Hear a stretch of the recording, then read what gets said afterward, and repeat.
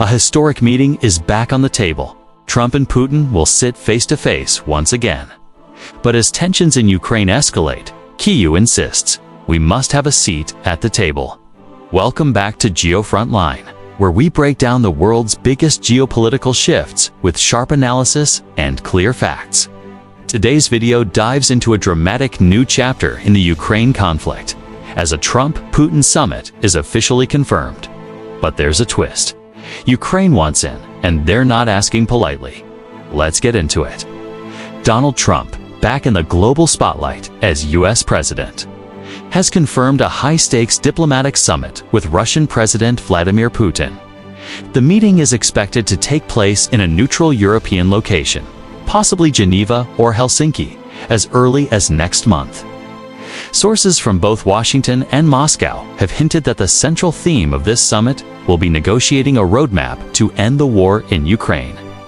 This isn't just another diplomatic show. Trump's approach has been unapologetically direct. Bring the war to a halt, fast. According to leaked details from U.S. aides, Trump has given his inner circle a clear objective: force a ceasefire before winter sets in. The reasoning?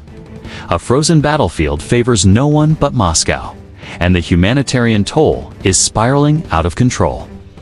Now, here's where it gets even more complicated. Ukraine, led by President Volodymyr Zelensky, has made it absolutely clear: no peace deal can be signed without their direct involvement. In a strongly worded statement, Kyiv warned that any US-Russia talks excluding Ukraine would be meaningless and illegitimate. Zelensky has even gone further, demanding guarantees from Washington that Ukraine's territorial sovereignty will not be compromised behind closed doors. In his words, "We will not allow our future to be negotiated without us in the room." This bold stance reflects not just defiance, but fear. Fear that a Trump-led negotiation might lean too far toward a dealmaker's compromise, potentially freezing the conflict along current lines and locking in Russian territorial gains. Kyiv has good reason to be cautious. Remember, Trump has often criticized U.S. financial support to Ukraine, calling it a bottomless pit. He's argued for prioritizing American interests first.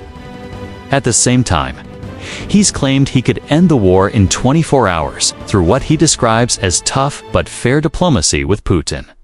That promise, while vague, has rattled nerves in Eastern Europe and NATO headquarters alike. So, what's on the table at this summit? Early indications suggest a few key areas of negotiation. First, a mutual ceasefire. Second, potential demilitarized zones in key frontline regions like Donetsk and Zaporizhia. Third, a proposal to allow UN peacekeepers to monitor buffer zones, an idea both sides have rejected in the past, but which is gaining traction again under Trump's revived diplomatic push. But don't be fooled. Russia isn't coming to the table out of goodwill.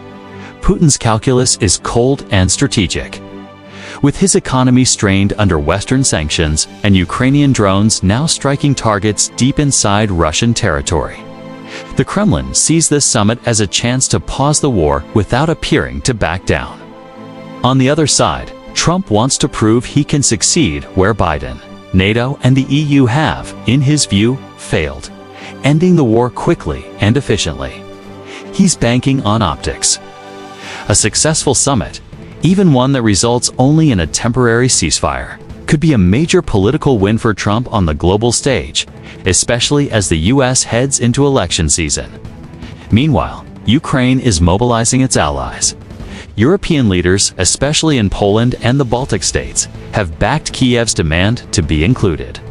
French President Emmanuel Macron stated, "There can be no peace for Ukraine without Ukraine," while Germany has offered to host a parallel track of talks focused on post-war reconstruction. If and only if Ukraine is involved in the core summit. The Biden-era U.S. establishment is watching warily. While the State Department under Trump has been reshuffled, there remains strong institutional resistance to any deal that rewards Russia with territorial gains or weakens NATO's eastern flank. One particularly explosive topic looming over the summit is Crimea. Will Trump acknowledge Russian control, or will he push for a status-neutral solution? Sources suggest he may propose a Hong Kong-style agreement, long-term autonomy without formal recognition. A controversial idea sure to spark backlash in Ukraine and the West. Also at stake, the future of U.S. sanctions. Russia is desperate for relief, particularly in energy exports and access to SWIFT financial systems. Trump may dangle partial sanctions rollback in exchange for a ceasefire and prisoner exchanges. Again, Ukraine will see this as a dangerous trade-off unless it's tied to concrete territorial withdrawals. There's also the question of military aid. If a ceasefire is reached, will the U.S. pause its weapons shipments to Ukraine? Or worse, cut them entirely? Trump's allies in Congress have already called for reducing aid as part of a broader America First strategy. This would drastically alter Ukraine's battlefield calculus and could tip the balance in favor of a frozen conflict, benefiting Russia in the long run. But Trump is playing to a different audience. For his political base, this summit represents strength, decisiveness, and the ability to negotiate peace without endless foreign entanglements. It's a direct contrast to the Biden administration's multilateral, slow-moving strategy. Still, the risks are enormous.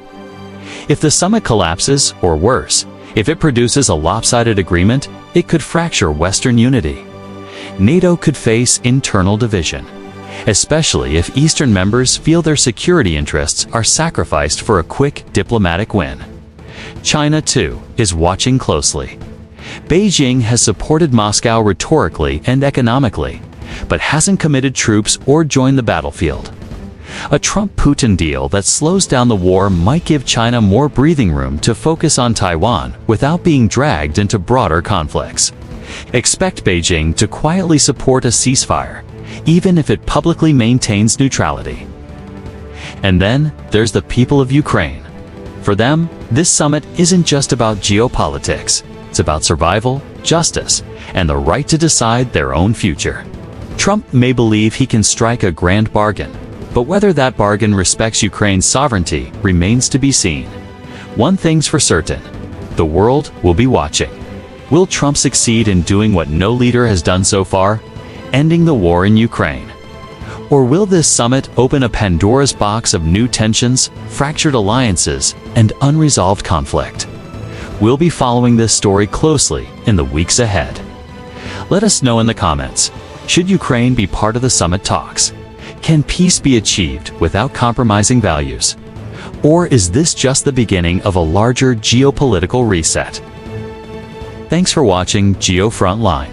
If you found this breakdown insightful, don't forget to like, share, and subscribe for more deep analysis on global strategy and conflict. Stay informed. Stay sharp.